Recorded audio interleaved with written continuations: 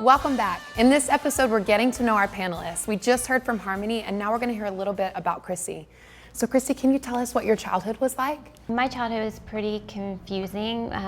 My parents were together for a while. My dad was a pastor before I can even remember, but my memories start at age 4, and that's when my parents were still together. I was molested by a neighbor at 4 years old, and I didn't tell anybody because my dad kind of said, you know, like if anybody touches you, I'll kill them. So I didn't tell anybody, and I kept that secret pretty much into my 20s. Wow. But yeah, my dad became an alcoholic, and then at age 11, I was saved. I went to church, and I got saved and baptized.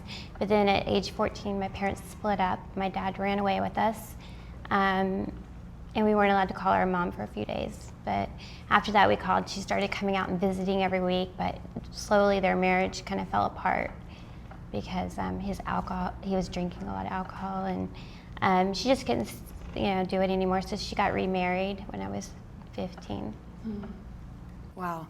And so, coming from that lifestyle, then how did you end up in the sex industry? Because my childhood was broken, and I felt like my family wasn't really there for me in either household.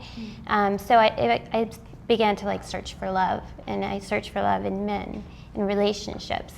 And when those broke up, I put my pictures on a modeling website, and I had photographers contact me to shoot with them.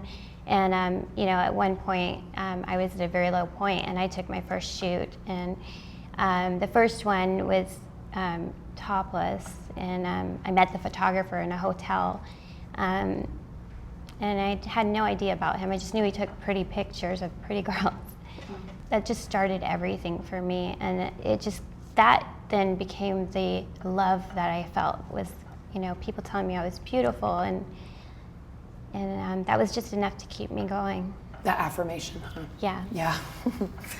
And so once you were in the sex industry, can you tell us a little bit about when you came to realize, okay, maybe this isn't the best thing, and then how did you get out? I was in the industry for 6 years, and it kind of, it provided me a false sense of who I was, and what love was, and the relationships that came along with that weren't healthy. And I was in an abusive relationship for 3.5 years. And when that broke up, I met another guy. I was always had to have a man. And the last guy that I met, we were together 1 year and 8 months. And I didn't work with men. So when he went to a strip club, I was really devastated because he lied to me about it. And in my twisted way of thinking, he shouldn't be looking at women because I'm not working with men. And so it was from that point that I just broke down crying, and he was out of town. I put the phone down and just cried out to God and said, I don't know why I was raised to believe in love and Jesus' love and everything, and why is my life so messed up? Why do all these men keep leaving me and cheating on me or abusing me? And I told God, if you're real, I need to know. Give me a sign, And so it was a couple days later, I went out to where my boyfriend was filming, and there was a guy there that, after we talked for a little bit, he asked me what I did, and I told him I eventually told him I did porn. That wasn't my first answer. But after I told him that, he asked me if I believed in God. And I was like, yeah, I do. And that was the first thing I heard about God since I was a kid.